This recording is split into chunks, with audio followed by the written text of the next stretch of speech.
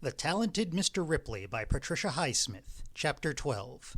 Marge said she didn't care to go with them to San Remo. She was in the middle of a streak on her book. Marge worked in fits and starts, always cheerfully, though it seemed to Tom that she was bogged down, as she called it, about 75% of the time, a condition that she always announced with a merry little laugh. The book must stink, Tom thought. He had known writers. You didn't write a book with your little finger lolling on the beach half a day, wondering what to eat for dinner. But he was glad she was having a streak at the time he and Dickie wanted to go to San Remo. "I'd appreciate it if you try to find that cologne, Dickie," she said. "You know, the Stradivari I couldn't find in Naples. San Remo's bound to have it. They have so many shops with French stuff." Tom could see them spending a whole day looking for it in San Remo, just as they had spent hours looking for it in Naples one Saturday. They only took one suitcase of Dickie's between them because they planned to be away only 3 nights and 4 days. Dickie was in a slightly more cheerful mood, but the awful finality was still there, the feeling that this was the last trip they would make together anywhere. To Tom, Dickie's polite cheerfulness on the train was like the cheerfulness of a host who has loathed his guest and is afraid the guest realizes it, and who tries to make it up at the last minute. Tom had never before in his life felt like an unwelcome, boring guest. On the train, Dickie told Tom about San Remo and the weekend he had spent there with Freddie Miles when he first arrived in Italy. San Remo was tiny, but it had a famous name as an international shopping center, Dickie said, and people came across the French border to buy things there. It occurred to Tom that Dickie was trying to sell him on the town and might try to persuade him to stay there alone instead of coming back to Montebello. Tom began to feel an aversion to the place before they got there. Then, almost as the train was sliding into the San Remo station, Dickie said, "By the way, Tom, I hate to say this to you if you're going to mind terribly, but I really would prefer to go to Cortina d'Ampezzo alone with Marge. I think she'd prefer it, and after all, I owe something to her, a pleasant holiday at least. You don't seem to be too enthusiastic about skiing." Tom went rigid and cold, but he tried not to move a muscle, blaming it on Marge. "All right," he said, "of course." Nervously, he looked at the map in his hands, looking desperately around San Remo for somewhere else to go, though Dickie was already swinging their suitcase down from the rack. "We're not far from Nice, are we?" Tom asked. "No. And Cannes. I'd like to see Cannes as long as I'm this far. At least Cannes is France," he added on a reproachful note. "Well, I suppose we could. You brought your passport, didn't you?" Tom had brought his passport. They boarded a train for Cannes and arrived around 11 o'clock that night. Tom thought it beautiful, the sweep of curving harbor extended by little lights to long, thin crescent tips. The elegant yet tropical-looking main boulevard along the water with its rows of palm trees, its row of expensive hotels. France. It was more sedate than Italy and more chic. He could feel that even in the dark. They went to a hotel on the first back street, the Grey d'Albion, which was chic enough but wouldn't cost them their shirts, Dickie said, though Tom would gladly have paid whatever it cost at the best hotel on the ocean front. They left their suitcase at the hotel and went to the bar of the Hotel Carlton, which Dickie said was the most fashionable bar in Cannes. As he had predicted, there were not many people in the bar because there were not many people in Cannes at this time of year. Tom proposed a second round of drinks, but Dickie declined. They breakfasted at a cafe the next morning, then strolled down to the beach. They had their swimming trunks on under their trousers. The day was cool, but not impossibly cool for swimming. They had been swimming in Montebello on colder days. The beach was practically empty, a few isolated pairs of people, a group of men playing some kind of game up the embankment. The waves curved over and broke on the sand with a wintry violence. Now Tom saw that the group of men were doing acrobatics. "They must be professionals," Tom said. "They're all in the same yellow G-strings." Tom watched with interest as a human pyramid began building, feet braced on bulging thighs, hands gripping forearms. He could hear their allez and their un, deux. "Look," Tom said, "there goes the top."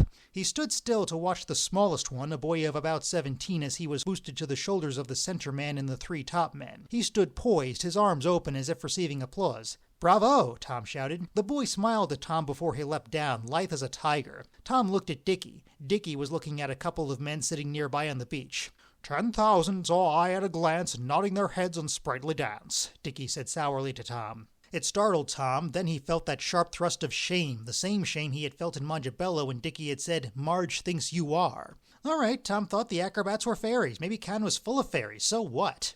Tom's fists were clenched tight in his trouser pockets. He remembered Aunt Dottie's taunt, "Sissy, he's a sissy from the ground up just like his father." Dickie stood with his arms folded, looking out at the ocean. Tom deliberately kept himself from even glancing at the acrobats again, though they were certainly more amusing to watch than the ocean. "Are you going in?" Tom asked, boldly unbuttoning his shirt, though the water suddenly looked cold as hell. "I don't think so," Dickie said. "Why don't you stay here and watch the acrobats? I'm going back." He turned and started back before Tom could answer. Tom buttoned his clothes hastily, watching Dickie as he walked diagonally away from the acrobats, though the next stairs up to the sidewalk were twice as far as the stairs nearer the acrobats. Damn him anyway, Tom thought. Did he have to act so damned aloof and superior all the time? You'd think he'd never seen a pansy. Obvious what was the matter with Dickie, all right. Why didn't he break down, just for once? What did he have that was so important to lose? A half-dozen taunts sprang to his mind as he ran after Dickie. Then Dickie glanced around at him coldly with distaste, and the first taunt died in his mouth. They left for San Remo that afternoon, just before 3 o'clock, so there would not be another day to pay on the hotel bill. Dickie had proposed leaving by 3, though it was Tom who paid the 3,430 franc bill, $10.08 American for one night. Tom also bought their railroad tickets to San Remo, though Dickie was loaded with francs. Dickie had brought his monthly remittance check from Italy and cashed it in francs, figuring that he could come out better converting the francs back into lira later because of a sudden recent strengthening of the franc. Dickie said absolutely nothing on the train. Under a pretense of being sleepy, he folded his arms and closed his eyes. Tom sat opposite him, staring at his bony, arrogant, handsome face, at his hands with the green ring and the gold signet ring. It crossed Tom's mind to steal the green ring when he left. It would be easy. Dickie took it off when he swam. Sometimes he took it off even when he showered at the house. He would do it the very last day, Tom thought. Tom stared at Dickie's closed eyelids. A crazy emotion of hate, of affection, of impatience and frustration was swelling in him, hampering his breathing.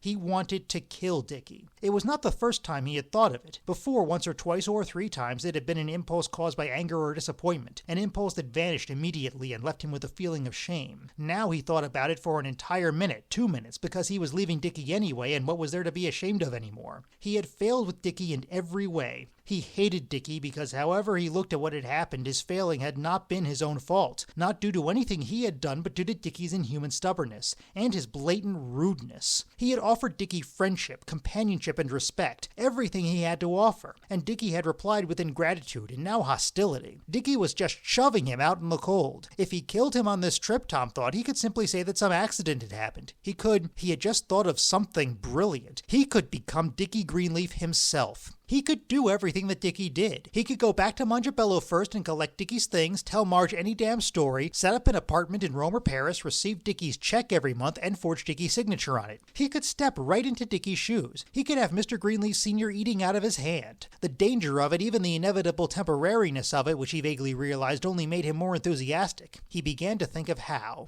The water. But Dickie was such a good swimmer. The cliffs. It would be easy to push Dickie off some cliff when they took a walk, but he imagined Dickie grabbing at him and pulling him off with him, and he tensed in his seat until his thighs ached and his nails cut red scallops in his thumbs. He would have to get the other ring off, too. He would have to tint his hair a little lighter, but he wouldn't live in a place, of course, where anybody who knew Dickie lived. He had only to look enough like Dickie to be able to use his passport. Well, he did.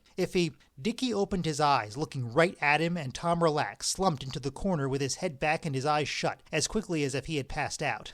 "Tom, are you okay?" Dickie asked, shaking Tom's knee. "Okay," Tom said, smiling a little. He saw Dickie sit back with an air of irritation, and Tom knew why, because Dickie had hated giving him even that much attention. Tom smiled to himself, amused at his own quick reflex in pretending to collapse, because that had been the only way to keep Dickie from seeing what had been a very strange expression on his face. San Remo, flowers, a main drag along the beach again, shops and stores and French and English and Italian tourists. Another hotel with flowers in the balconies, where, in one of these little streets tonight, the town would be dark and silent by 1 in the morning if he could keep Dickie up that long. In the water, it was slightly cloudy, though not cold. Tom racked his brain. It would be easy in the hotel room too, but how would he get rid of the body? The body had to disappear, absolutely. That left only the water, and the water was Dickie's element. There were boats, rowboats, and little motorboats that people could rent down at the beach. In each motorboat, Tom noticed, was a round weight of cement attached to a line for anchoring the boat. "What do you say we take a boat, Dickie?" Tom asked, trying not to sound eager, although he did, and Dickie looked at him because he had not been eager about anything since they had arrived here. They were little blue and white and green and white motorboats, about 10 of them, lined up at the wooden pier, and the Italian was anxious for customers because it was a chilly and rather gloomy morning. Dickie looked out at the Mediterranean, which was slightly hazy, though not with a presage of rain. This was the kind of grayness that would not disappear all day, and there would be no sun.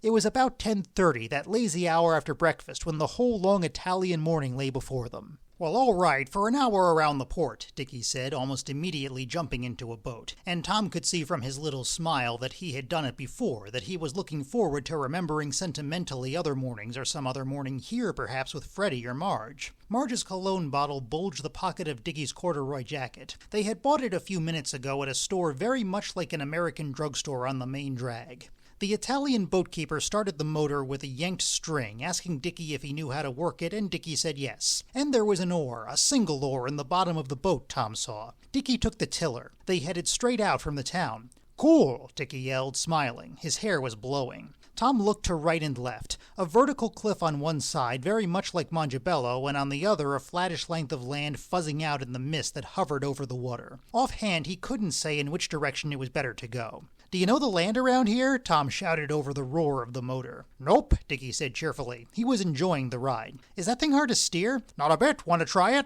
Tom hesitated. Dickie was still steering straight out to the open sea. "No thanks." He looked to right and left. There was a sailboat off to the left. "Where you going?" Tom shouted. "Does it matter?" Dickie smiled. No, it didn't. Dickie swerved suddenly to the right, so suddenly that they both had to duck and lean to keep the boat righted. A wall of white spray rose up on Tom's left, then gradually fell to show the empty horizon. They were streaking across the empty water again toward nothing. Dickie was trying the speed, smiling, his blue eyes smiling at the emptiness. "And a little boat always feels so much faster than it is," Dickie yelled. Tom nodded, letting his understanding smile speak for him. Actually, he was terrified. God only knew how deep the water was here. If something happened to the boat suddenly, there wasn't a chance in the world that they could get back to shore, or at least that he could. But neither was there a chance that anybody could see anything that they did here. Dickie was swerving very slightly toward the right again, toward the long spit of fuzzy gray land, but he could have hit Dickie, sprung on him, or kissed him, or thrown him overboard, and nobody could have seen him at this distance. Tom was sweating, hot under his clothes, cold on his forehead. He felt afraid, but it was not of the water, it was of Dickie. He knew that he was going to do it, that he would not stop himself now, maybe couldn't stop himself, and that he might not succeed.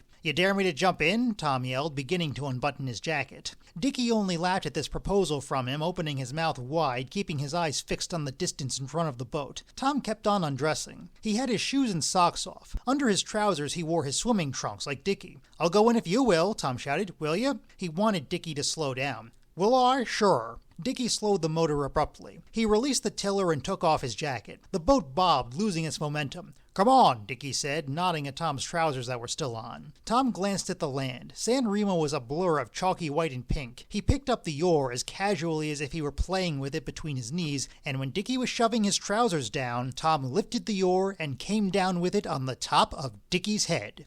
"Hey!" Dickie yelled, scowling, sliding half off the wooden seat. His pale brows lifted in groggy surprise. Tom stood up and brought the oar down again, sharply, all his strength released like the snap of a rubber band. "For God's sake!" Dickie mumbled, glowering, fierce, though the blue eyes wobbled, losing consciousness. Tom swung a left-handed blow with the oar against the side of Dickie's head. The edge of the oar cut a dull gash that filled with a line of blood as Tom watched. Dickie was on the bottom of the boat, twisting. Dickie gave a groaning roar of protest that frightened Tom with its loudness and its strength. Tom hit him in the side of the neck 3 times, chopping strokes with the edge of the oar as if the oar were an axe and Dickie's neck a tree. The boat rocked and water splashed over his foot that was braced on the gunwale. He sliced at Dickie's forehead and a broad patch of blood came slowly where the oar had scraped. For an instant Tom was aware of tiring as he raised and swung, and still Dickie's hand slid toward him on the bottom of the boat. Dickie's long legs straightened to thrust him forward. Tom got a bayonet grip on the oar and plunged its handle into Dickie's side. Then the prostrate body relaxed, limp and still. Tom straightened, getting his breath back painfully. He looked around him. There were no boats, nothing, except far, far away a little white spot creeping from right to left, a speeding motorboat heading for the shore. He stopped and yanked at Dickie's green ring. He pocketed it. The other ring was tighter, but it came off, over the bleeding scuffed knuckle. He looked in the trousers pockets. French and Italian coins. He left them. He took a keychain with 3 keys.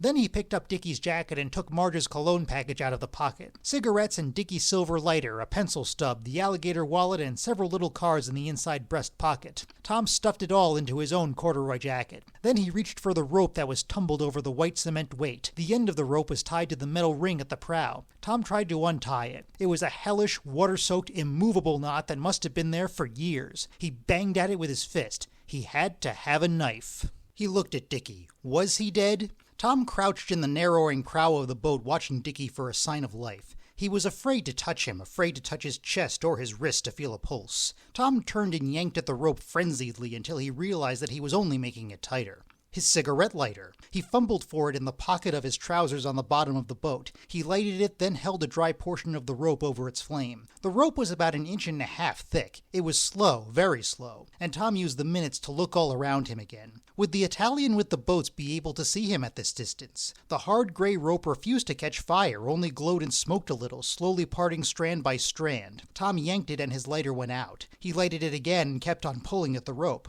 When it parted, he looped it 4 times around Dickie's bare ankles before he had time to feel afraid and tied a huge, clumsy knot, overdoing it to make sure it would not come undone because he was not very good at tying knots. He estimated the rope to be about 35 or 40 feet long. He began to feel cooler and smooth and methodical. The cement weight should be just enough to hold a body down, he thought. The body might drift a little, but it would not come up to the surface. Tom threw the weight over. It made a kerplung and sank through the transparent water with a wake of bubbles, disappeared, and sank until the rope drew taut on Dickie's ankles. And by that time, Tom had lifted the ankles over the side and was pulling now at an arm to lift the heaviest part, the shoulders, over the gunwale. Dickie's limp hand was warm and clumsy. The shoulders stayed on the bottom of the boat, and when he pulled, the arm seemed to stretch like rubber and the body not to rise at all. Tom got down on one knee and tried to heave him out over the side. It made the boat rock. He had forgotten the water. It was the only thing that scared him. He would have to get him out over the stern, he thought, because the stern was lower in the water. He pulled the limp body toward the stern, sliding the rope around the gunwale. He could tell from the buoyancy of the weight in the water that the weight had not touched bottom. Now he began with Dickie's head and shoulders, turned Dickie's body on its belly, and pushed him out little by little. Dickie's head was in the water, the gunwale cutting across his waist, and now the legs were in a dead weight, resisting Tom's strength with their amazing weight as his shoulders had done, as if they were magnetized to the boat bottom. Tom took a deep breath and heaved.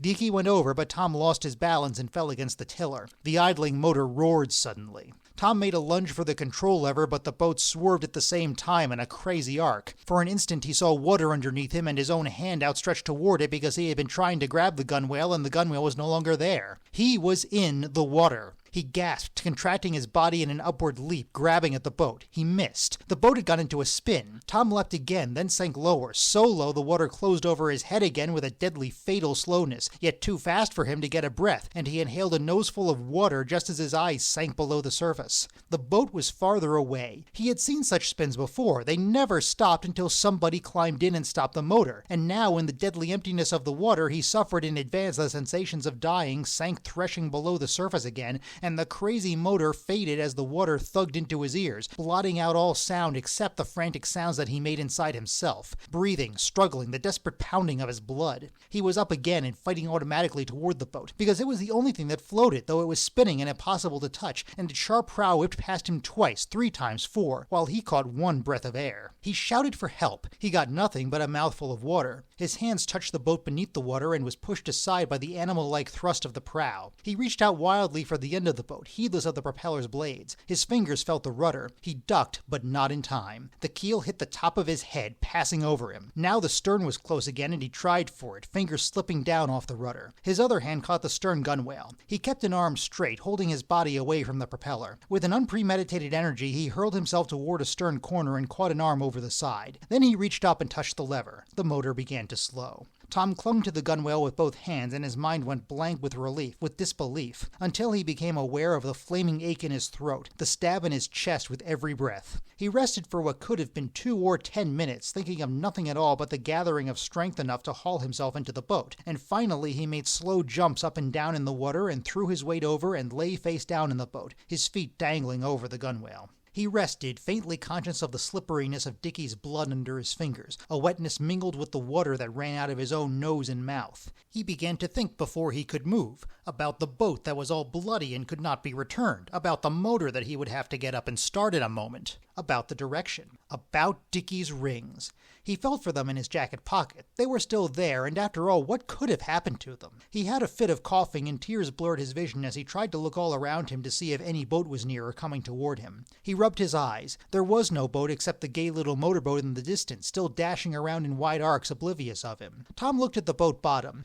Could he wash it all out? But blood was hell to get out, he had always heard. He had been going to return the boat and say if he were asked by the boatkeeper where his friend was that he had set him ashore at some other point. Now that couldn't be. Tom moved the lever cautiously. The idling motor picked up, and he was afraid even of that, but the motor seemed more human and manageable than the sea, and therefore less frightening. He headed obliquely toward the shore north of San Remo. Maybe he could find some place, some little deserted cove in the shore where he could beach the boat and get out. But if they found the boat, the problem seemed immense. He tried to reason himself back to coolness. His mind seemed blocked as to how to get rid of the boat. Now he could see pine trees, a dry, empty-looking stretch of tan beach, and the green fuzz of a field of olive trees. Tom cruised slowly to right and left of the place, looking for people. There were none. He headed in for the shallow shored beach, handling the throttle respectfully because he was not sure it wouldn't flare up again. Then he felt the scrape and jolt of earth under the prow. He turned the lever to firma and moved another lever that cut the motor. He got out cautiously into about 10 inches of water, pulled the boat up as far as he could, then transferred the 2 jackets, his sandals, and Marge's cologne box from the boat to the beach. The little cove where he was, not more than 15 feet wide, gave him a feeling of safety and privacy. There was not a sign anywhere that a human foot had ever touched the place. Tom decided to try to scuttle the boat. He began to gather stones all about the size of a human head because that was all he had the strength to carry, and to drop them one by one into the boat. But finally he had to use smaller stones because there were no more big ones near enough by. He worked without a halt, afraid that he would drop in a faint of exhaustion if he allowed himself to relax even for an instant, and that he might lie there until he was found by somebody. When the stones were nearly level with the gunwale, he shoved the boat off and rocked it more and more until water slopped in at the sides. As the boat began to sink, he gave it a shove toward deeper water, shoved and walked with it until the water was up to his waist, and the boat sank below his reach. Then he plowed his way back to the shore and lay down for a while, face down in the sand. He began to plan his return to the hotel and his story and his next moves, leaving San Remo before nightfall, getting back to Montebello, and the story there.